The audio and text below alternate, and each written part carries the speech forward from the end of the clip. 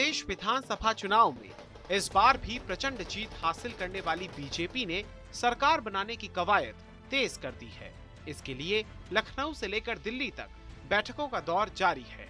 प्रदेश की जनता ने योगी आदित्यनाथ के नेतृत्व पर विश्वास जताते हुए झूमकर वोट डाले हैं। जनता ने यूपी के 28 सांसदों को पूरे के पूरे अंक दिए हैं। इनमें 26 सांसद बीजेपी और उसके सहयोगी दलों के हैं, तो एक समाजवादी पार्टी के हैं, जबकि एक बीएसपी के सांसद शामिल हैं। इन सांसदों के संसदीय क्षेत्र में आने वाली सभी की सभी विधानसभा सीटें उनकी पार्टी अपने सहयोगी दलों के साथ जीतने में सफल रही है। इन सांसदों में प्रधानमंत्री नरेंद्र मोदी की वाराणसी से लेकर केंद्रीय मंत्री जनरल वीके सिंह की गाजियाबाद की संसदीय सीट भी शामिल है, तो वहीं अखिलेश यादव की संसदीय सीट आजमगढ़ की सभी विधानसभा सीटें भी एसपी के खाते में गई हैं। हमारी पार्टी ने मोदी जी के नेतृत्व में जिस तरह से जन कल्याणकारी योजनाएं चलाई, गरीबों के कल्याण के लिए काम किया, योगी जी के नेतृत्व में जिस तरह की कानून व्यवस्था और प्रदेश का विकास पिछले 5 वर्षों में हुआ है, लोगों ने तुलना की, क्योंकि लगातार 2007 के बाद पूरे बहुमत की सरकारें बनी थी। सपा बसपा का भी कार्यकाल देखा, भाजपा का भी देखा, और उसी का परिणाम है इतने भारी बहुमत। गोरखपुर में 9 सीटें हैं और 9 परम पूज्य महाराज योगी आदित्यनाथ के नेतृत्व में हम लोगों ने जीता है।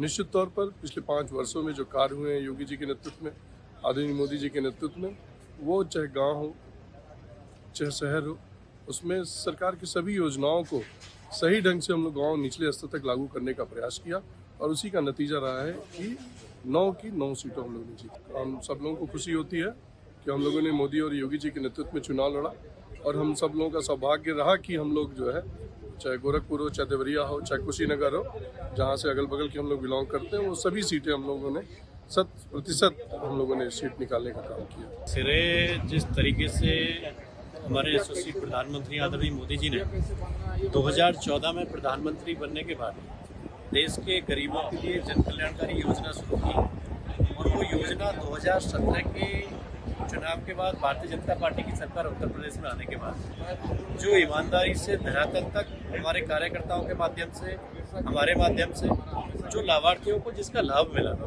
और एक विश्वास क्षेत्र की जनता में भारतीय जनता पार्टी के प्रति 2014 से लेकर 2014 के चुनाव में, 17 में, फिर 19 में और फिर 22 में।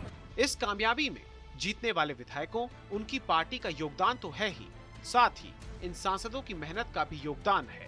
इसके जरिए उन्होंने अपने संसदीय क्षेत्र में 3 वर्षों में अपना असर बनाए रखा। चुनाव के वक्त कई सांसद पूरे इलाके का दौरा कर प्रचार में लगे थे, क्योंकि इसमें उनकी प्रतिष्ठा भी साथ जुड़ी थी। सबका साथ, सबका विकास और सबके विश्वास पर काम किया। जो योजना लाई, चाहे मकान की हो, शौचालय की हो, किसी की योजना हो, वो पूर्णतः पहुंची योजना, उससे बहुत ज्यादा लाभ मिला। सरकार ने जो काम किया, केंद्र सरकार ने, प्रदेश सरकार ने, ट्रिपल इंजन की सरकार से वो लाभ मिला। जिस तरह से हम जाट बेल्ट में भी बहुत अच्छा प्रदर्शन किया और सीटों को जीते, ये बहुत बड़ी बात है। और भारतीय जनता पार्टी 2017 में जीती थी, 2022 में पुनः 7 सीट अलीगढ़ से हम जीते हैं। ये विकास, सबका साथ, सबका विकास पे भारतीय जनता पार्टी चुनाव जीती। मालूम था हमारी सरकार बनेगी, तो चुनाव तो होता रहता है, बट हम लोग को पूरा भरोसा इसलिए था कि हमारी सरकार ने, योगी जी की सरकार बहुत बढ़िया काम पूरे उत्तर प्रदेश में किया है।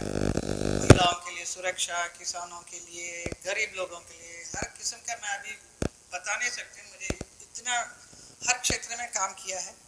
ऊपर से हमारे प्रधानमंत्री पूरे 7.5 साल में अभी इतना बदलाव लेकर आए हैं, तो ये सब सारी जनता जानते हैं, देश की जनता जानती है कि हमारे उत्तर प्रदेश में योगी सरकार और केंद्र में मोदी जी का रहना इतना जरूरी है। खुद बीजेपी के शीर्ष नेता और प्रधानमंत्री नरेंद्र मोदी ने तो पूरे प्रदेश में धुआंधार रैलियां और रोड शोज किए। इन सांसदों में 4 केंद्रीय मंत्री भी शामिल हैं, जिन्हें जनता ने 100 में से 100 नंबर देकर पास किया है। गाजियाबाद के सांसद जनरल वीके सिंह, गौतम बुद्ध नगर के सांसद महेश शर्मा, बुलंदशहर के सांसद भोला सिंह, अलीगढ़ के सांसद सतीश गौतम, मथुरा की सांसद हेमा मालिनी, आगरा के सांसद एसपी सिंह बघेल, फतेहपुर सीकरी के सांसद राजकुमार चाहर, शाहजहांपुर के सांसद अरुण कुमार सागर, खीरी के सांसद अजय मिश्र टेनी, धौरहरा की सांसद रेखा अरुण वर्मा, हरदोई के सांसद जयप्रकाश, मिश्रिक के सांसद अशोक रावत, उन्नाव के सांसद साक्षी महाराज, मोहनलालगंज के सांसद कौशल किशोर, फर्रुखाबाद के सांसद मुकेश राजपूत, अकबरपुर के सांसद देवेंद्र सिंह भोले, झांसी के सांसद अनुराग शर्मा, हमीरपुर के सांसद पुष्पेंद्र सिंह चंदेल, गोंडा के सांसद कीर्ति वर्धन सिंह, गोरखपुर के सांसद रवि किशन, कुशीनगर के सांसद विजय कुमार दुबे, देवरिया के सांसद रमापति राम त्रिपाठी, बांसगांव के सांसद कमलेश पासवान, वाराणसी के सांसद नरेंद्र मोदी, मिर्जापुर की सांसद अनुप्रिया पटेल, रॉबर्ट्सगंज के सांसद पकौड़ी लाल कोल। ये जीत जो है माननीय नरेंद्र मोदी जी की, जो सबका साथ सबका विकास, सबका विश्वास, सबका प्रयास जो नारा है, उसे नीचे सार्थक करने के लिए माननीय मोदी जी, माननीय योगी जी का जो उन्होंने विकास कार्य किए, उसका ही ये असर है। ये एक साझा प्रयास था अपना दल भाजपा और निषाद पार्टी का, और एक साझी सफलता है और बहुत ही जबरदस्त सफलता है। उत्तर प्रदेश के अंदर एनडीए की दूसरी बार वापसी हुई है। एक और अवसर मिला है उत्तर प्रदेश की जनता के लिए और आम मतदाता के कल्याण के लिए कुछ काम करने का, उनकी सेवा करने का, और हम पहले से भी बेहतर काम करेंगे, क्योंकि इस दूसरे मैंडेट के साथ हमारे ऊपर अब और भी ज्यादा अपेक्षाओं का भार है और भी ज्यादा हमसे उम्मीदें हैं।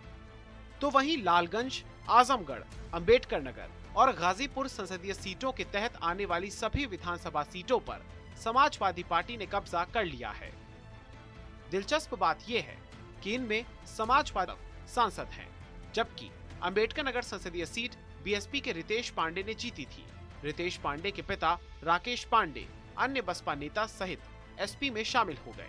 यहाँ की सभी 5 सीटें समाजवादी पार्टी ने जीत ली। इसी तरह लालगंज की सांसद बसपा की संगीता आजाद है। यहाँ भी समाजवादी पार्टी ने सेंधमारी करते हुए सभी विधायक बसपा के अफजल अंसारी हैं और यहाँ भी समाजवादी पार्टी ने सभी सीटें जीत ली।